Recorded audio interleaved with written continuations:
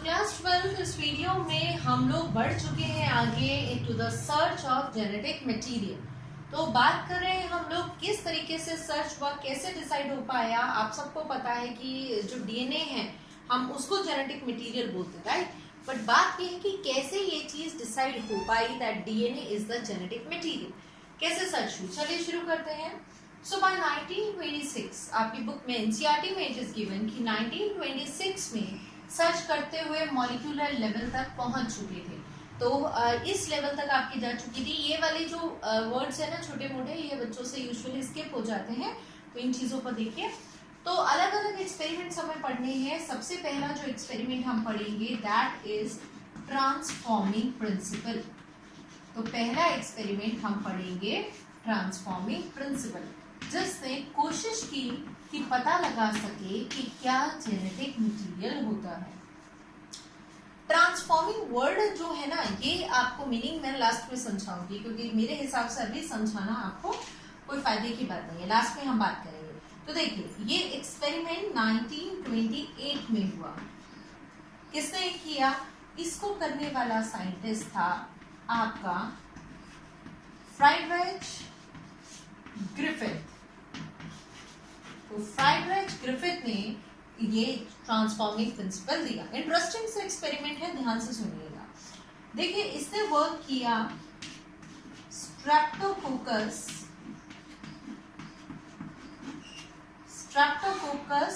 Pneumonia पे।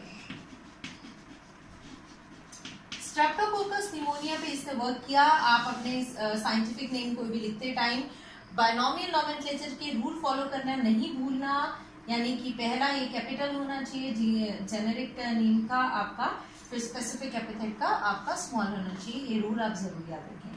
तो Streptococcus pneumonia पे वर्क किया फ्राइडरिच ग्रिफिथ ने। स्ट्रेप्टोकोकस निमोनिया क्या है? ये वो बैक्टीरिया है जो निमोनिया कॉज करता है। तो निमोनिया करने वाले बैक्टीरिया पर ही इसने वर्क किया।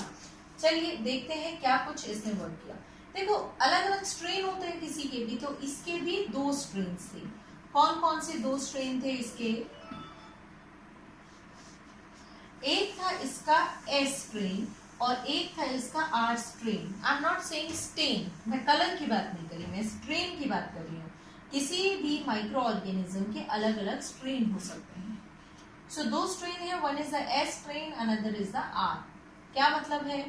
एस नाम इसीलिए दिया क्योंकि इसकी कॉलोनीज स्मूथ है, शाइनी है, ठीक है। स्मूथ शाइनी कॉलोनीज है, इसीलिए एस स्ट्रेन। और ये आर यानी कि रफ, इसकी कॉलोनीज रफ है, इसीलिए इसको नाम दिया आर स्ट्रेन। तो स्मूथ शाइनी कॉलोनीज है इसकी स्ट्रेप्टोकोकस निमोनिया की, एस टाइप वाले की। अब ये ऐसी स्मूथ क्यों है? क्योंकि ये स्ट्रेन्स सिक्रीट करते हैं म्यूकस कोटिंग। म्यूकस क्या है? पॉलीसेक्राइड है। पॉलीसेक्राइड यानी कार्बोहाइड्रेट है। तो ये सिक्रीट करते हैं एक म्यूकस कोट, और ये म्यूकस कोट, ये स्लाइमी सी चीज आ गई ऊपर, तो ऑब्वियसली बात है वो स्मूथ हो गया। इसके ऊपर there is no mucus coat, इसीलिए ये रह गया रफ। पर एक आप सोचोगे ये तो अच्छा है, शाइनी शाइनी है, बट इसका एक नेगेटिव पॉइंट है क्या कि ये होने की वजह से ये वायरुलेंट बन गया। Now what is virulent? Virulent यानी कि टॉक्सिक। ये आपका स्ट्रेन टॉक्सिक है, यानी अगर किसी के अंदर एस स्ट्रेन चला जाए तो वो मर जाएगा, बट अगर किसी के अंदर आर स्ट्रेन जाता है तो ये उसको कोई नुकसान नहीं पहुंचाता। Means it is non toxic, it is non virulent. तो याद रहेगा आपको क्या क्या क्वेश्चन। पहला तो यही आता है ट्रांसफॉर्मिंग की मतलब क्या है, ट्रांसफॉर्मिंग प्रिंसिपल का, जो मैंने अभी आपको बताया नहीं है, बाद में करेंगे। किसने दिया? फ्राइडरिच ग्रिफिथ ने दिया। किस पे वर्क किया? स्ट्रेप्टोकोकस निमोनिया पे वर्क किया। इसकी कौन से स्ट्रेन्स है? S and R. कौन सा वायरुलेंट है? एस वायरुलेंट है। एस क्यों वायरुलेंट है? बिकॉज ये म्यूकस कोट अपने ऊपर सिक्रीट करता है, और यही म्यूकस कोट उसको वायरुलेंट बनाती है। चलो, तो उसको इतनी जानकारी पता लग गई। अब उसने एक्सपेरिमेंट कैसे किया, उसके एक्सपेरिमेंट पर आते हैं। तो आपको पता है बायोलॉजी में एक्सपेरिमेंट करते हुए हम प्रेफर करते हैं माइस को, है ना। तो माइस पर उसने एक्सपेरिमेंट किया, क्या क्या चेंजेस आए देखते चलिए। सबसे पहले उसने क्या किया, उसने एक माइस लिया और इस माइस में इंजेक्शन से कुछ निमोनिया डाल दे, स्ट्रेप्टोकोकस निमोनिया डाल दे, पर दो हैं एस और आर, कौन सा डाला, उसने एस टाइप डाला। आपको पता होना चाहिए एस टाइप डालेंगे तो क्या होगा, वायरुलेंट है, तो ऑब्वियस सी बात है mice will die, in this case mice will die. क्यों मर गया, क्योंकि ये वायरुलेंट टाइप का था। ऑब्वियस सी बात है अगर वो आर स्ट्रेन जब डाला उसने किया ये सब एक्चुअली, उसने जब आर डाला आपको बताया गया ये नॉन वायरुलेंट है यानी नॉन टॉक्सिक है, तो क्या होगा, माइस विल सरवाइव, यहां आपका माइस सरवाइव करेगा, यहां माइस मर जाएगा, यहां पर माइस सरवाइव करेगा। आगे देखते हैं आगे क्या होगा। अब उसने क्या किया, उसने माइस में जो एस वाला था ना इसको हीट कर लिया, हीट करके डाला। अब आप खुद सोचो किसी चीज को हीट करते हैं तो क्या हो जाता है, किसी चीज को हीट करते हैं तो उसके अंदर के माइक्रोब्स मर जाते हैं, तो उसने हीट किल्ड एस डाला, हीट किल्ड एस डाला। ऐसा करने पर उसने देखा कि इस टाइम की तरह ही माइस सरवाइव करेंगे, यानी कि हीट करने पर एस की प्रॉपर्टीज खत्म हो रही हैं, इसीलिए माइस सरवाइव करता है। यहां पर आपको ये बात क्लियर हुई। चौथी टाइम में देखिए उसने क्या किया, उसने माइस में इंजेक्ट किया, एक तो आर, आपको पता है आर नहीं किल करता, दूसरा ये वाला कौन सा, हीट के लिए मैं सिंबल बना रही हूँ इस टाइम, हीट वाला एस, एस वाले को हीट किया और आर को डायरेक्टली, आपको पता है ना तो ये माइस को मारता है ना ये माइस को मारता है, दोनों ऐसी चीजें डाली जो नॉन टॉक्सिक है, और माइस में जब डाली तो क्या होगा, mice will die. This is a surprise, how the mice died, कि माइस को तो यहाँ पर मरना नहीं चाहिए था, तो यहाँ पर इस केस में माइस कैसे मर गया ये क्वेश्चन था, ठीक है। उसने चेक किया, उसने ये जो मरा हुआ माइस है ना इसको चेक किया, इसको इन्वेस्टिगेट किया कि ऐसा क्या चला गया इसके अंदर जो ये मर गया, तो इसके अंदर उसको एस के कौन से वाले एस के, नॉर्मल एस के, हीट वाले नहीं, नॉर्मल एस के पीसेस मिले इसके अंदर। क्या कहा मैंने, ये जो माइस मरा जिसमें हमने एस नॉर्मल तो डाला ही नहीं, हमने आर डाला और हमने हीट किल्ड एस डाला, जब इस माइस में डाला तो हमने देखा इसके अंदर एस टाइप के कुछ बैक्टीरियाज मिले इस डेड माइस के अंदर। तो यहाँ पर ये क्वेश्चन था इस डेड माइस में ये वाले बैक्टीरिया कैसे आ गए, हमने तो डाले ही नहीं, तो इसका मतलब वो एक कंक्लूजन पे पहुंचा। क्या उसका कंक्लूजन था, सुनो, उसने कहा ये तो मरा ही हुआ है, इसका मतलब जो आर वाला है ना, आर जो यहाँ पर आर था, ये आर जब इस आर को हम हीट वाले एस के साथ डालते हैं तो पक्का ये आर खुद को बदल के एस बना लेता है। मतलब क्या कि ये आर नॉन वायरुलेंट था, रफ था, नॉन वायरुलेंट था, जब इस नॉन वायरुलेंट वाले में हम हीट किल्ड एस डालते हैं तो इस हीट किल्ड एस की वजह से ये आर वाले में ऐसी प्रॉपर्टीज आ जाती है कि अपने बाहर म्यूकस की कवरिंग बना पाता है, और म्यूकस की कवरिंग बनाने की वजह से ये आर नॉन वायरुलेंट की जगह यानी रफ की जगह स्मूथ बन जाता है, यानी ये बन जाता है वायरुलेंट। इस चीज को बहुत बहुत ध्यान से सुनिए। देखो क्या करा, ओवरऑल हम डिस्कस कर रहे हैं ग्रिफिथ का एक्सपेरिमेंट जिसने माइस पर वर्क किया, स्ट्रेप्टोकोकस निमोनिया पे वर्क किया, जिसका एस स्ट्रेन टॉक्सिक था, वो डालते ही माइस मर जाता था, आर नॉट टॉक्सिक था, जिसके डालने पे माइस को कोई फर्क नहीं पड़ता था। बट जब वो हीट किल्ड टाइप एस को डालता था तो माइस सरवाइव करता था, इसीलिए उसने एक बार आर के साथ हीट किल्ड वाले एस को डाल दिया, and he was surprised to see that mice die, and उस डेड माइस से उसे कुछ नॉर्मल एस बैक्टीरिया भी मिले। इसका मतलब उसने कहा ये तो चेंज हो नहीं सकता क्योंकि ये तो ऑलरेडी मरा हुआ है। तो इसने कहा इसका मतलब जो R है, जब इस R को हम हीट किल्ड एस के साथ डालते हैं तो इसके अंदर ऐसी प्रॉपर्टी आ जाती है कि ये भी अब अपने बाहर क्या बना सकता है, स्मूथ वो म्यूकस की कवरिंग, और ये म्यूकस की कवरिंग बनाने लग जाता है और बनाने की वजह से ये एस बन जाता है, यानी ये टॉक्सिक बन जाता है। ये टॉक्सिक बन गया इसीलिए माइस मर गया। सॉरी। तो इस तरीके से इसने ये वाली बात कही। ये ट्रांसफॉर्मिंग है। अब बता रही हूं आपको meaning, what is transforming principle. Transforming principle का मतलब है कि कुछ ऐसा होता है कि एक ऑर्गेनिज्म किसी दूसरे के साथ रहता है, एक लिविंग ऑर्गेनिज्म किसी डेड ऑर्गेनिज्म के साथ रहता है, तो वो उस अपने डेड रिलेटिव से कुछ सब्सटेंस ले लेता है, कुछ प्रॉपर्टी ले लेता है और इसकी खुद की प्रॉपर्टीज बदल जाती हैं। I am repeating, please focus.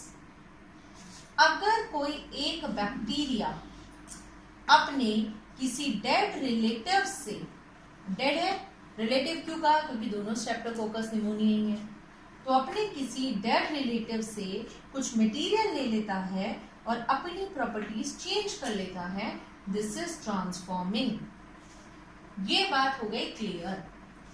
But question अभी यहाँ एक अटक के रह गया। हीट किल्ड एस के पास तो बहुत सारी चीजें हैं।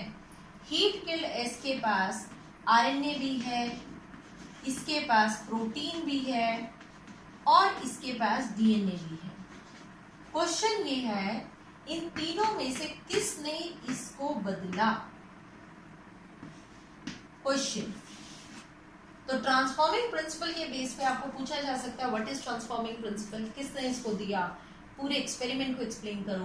कंक्लूजन पे जाओ तो कंक्लूजन यही है, नॉन वायरुलेंट, एस से कुछ पिक कर लेता है और उसके पास प्रॉपर्टी आ जाती है और वो भी वायरुलेंट बन जाता है। क्वेश्चन ये भी आता है ऐसी कौन सी चीज थी जो ये प्रूफ नहीं कर पाया। तो ये प्रूफ नहीं कर पाया कि हीट किल्ड एस के किस सब्सटेंस ने आर को नॉन वायरुलेंट से वायरुलेंट बना दिया, किसने, ये नहीं बता पाया। तो क्या इस चीज का कभी पता ही नहीं लगा, बिल्कुल पता लगा। तो 3 साइंटिस्ट आए जिसने इनके बारे में पता लगाया।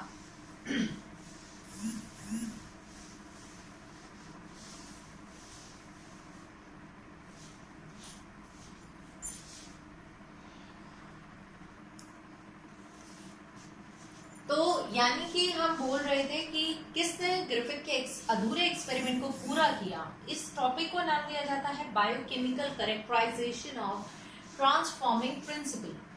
क्या है ये, किसने दिया, तो 3 साइंटिस्ट ने मिलकर ये काम किया, that is Oswald Avery, MacLeod and Maclyn McCarty. इसको आप simply Avery, MacLeod and McCarty के नाम से बुला सकते हैं।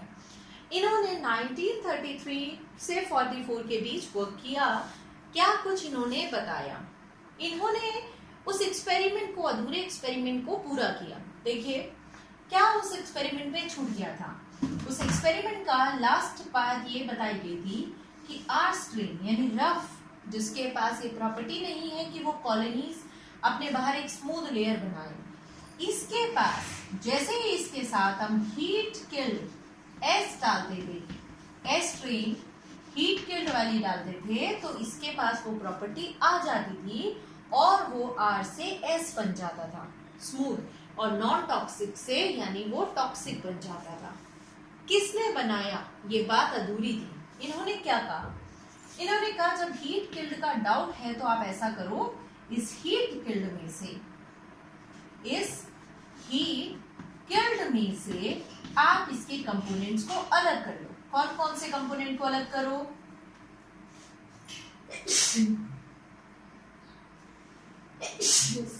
वेरी सॉरी, क्या क्या चीजें अलग करो। आप इसमें से अलग करो आरएनए, आप इसमें से अलग करो प्रोटीन। ऐसे मैं आपको बताऊं, इस एक्सपेरिमेंट से पहले प्रोटीन को जेनेटिक मटेरियल समझा जाता था। आप आरएनए अलग करो, आप प्रोटीन अलग करो, आप डीएनए अलग करो। हीट किल के कंपोनेंट का डाउट है तो हीट किल के हर कंपोनेंट को अलग कर लो, अलग करके अब बारी बारी इसमें डाल के देखो। आर के साथ एक बार आरएनए डालो, देखो ये बनता है या नहीं। फिर इसके साथ एक बार प्रोटीन डाल के देखो, एक बार इसके साथ डीएनए डाल के देखो। तो वन आफ्टर अनदर आप एक एक पॉइंट डालो और चेक करो कि क्या आर वाला अपने आप को एस बना पाता है या आर वाला हमेशा आर ही रहता है। तो देखिए कैसे इसने किया, कंटिन्यू इस प्रोसेस को।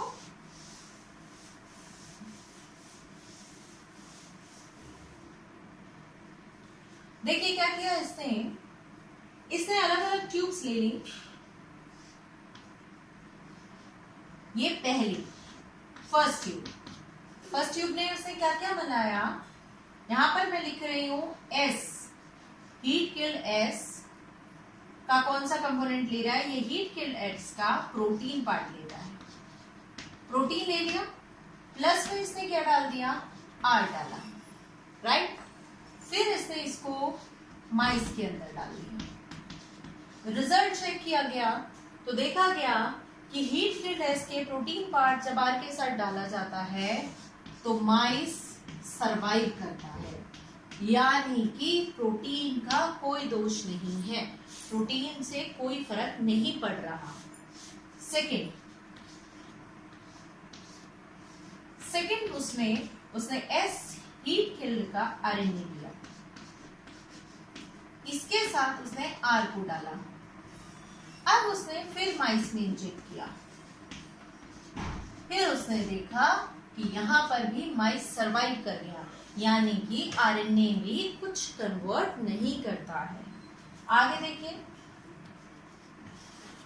उसने फिर से लिया, अब उसने इसका डीएनए लिया, डीएनए के साथ उसने आर को डाला, ऐसा किया, फिर माइस में डाला, यहां पर माइस डाइड, यानी कि who is responsible, DNA is of S heat kill is responsible for converting R from non virulent to virulent. So ये रिस्पॉन्सिबल है, यहां तक प्रूफ हो गया था। फिर भी उसने ना कुछ एंजाइम्स डाल के और चेक किया, क्या चेक किया वो भी मैं आपको बताती हूं। देखो उसने क्या किया, एस स्ट्रेन हीट किल्ड है, S heat killed plus R plus enzyme डाल के देखिए। एक बार उसने इसके साथ एंजाइम डाला प्रोटीएज। प्रोटीएज क्या होता है, प्रोटीएज ऐसा एंजाइम है जो प्रोटीन तोड़ देगा। इसने देखा जब ये इसको प्रोटीन डाल के देखता है तो क्या कोई फर्क पड़ रहा है, क्या ये कुछ होगा भाई। अगर प्रोटीन टूट गया, वैसे आप देख ही चुके हो, प्रोटीन टूट भी जाएगा तो कोई फर्क नहीं पड़ रहा, mice survive. What is protease, a protein digesting enzyme, यानी इसके डालने पर कोई फर्क नहीं पड़ा। वही एस की हीट किल्ड प्लस आर, इसके साथ एंजाइम डाला आरएनएस, आरएनएस यानी जो आरएनए को डाइजेस्ट करे। ऐसा करने पर भी माइस सर्वाइव, यानी आरएनए टूटता है तो भी फर्क नहीं पड़ता क्योंकि आरएनए कर ही नहीं रहा उसको इनहिबिट। इसके साथ जब उसने क्या डाला, डीएनए डाला। अब डीएनए में और डीएनएस में फर्क है, डीएनए यानी जेनेटिक मटेरियल जो आप पढ़ रहे हैं, और डीएनएस यानी डीएनए को तोड़ने वाला एंजाइम।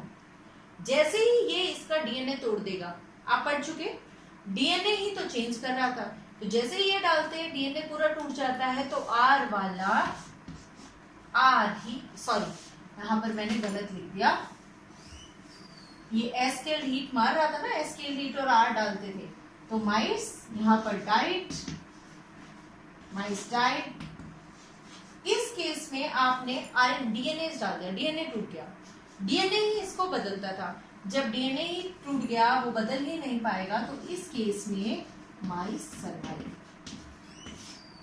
यानी उसने क्रॉस चेक किया, उसने क्या क्या कंक्लूजन दिया, उसने दिया एस हीट किल्ड का अगर हम डीएनए लेते हैं तो ही वो आर को आर से एस बना पाता है। पहली बात उसने ये बताई। दूसरा कंक्लूजन उसने ये दिया, अगर मैं एस हीट किल्ड डीएनए के साथ एंजाइम डीएनएस भी डाल दूं जो कि इसको तोड़ देगा, ये टूट जाएगा, तो ये इसमें चेंज नहीं हो पाएगा, यानी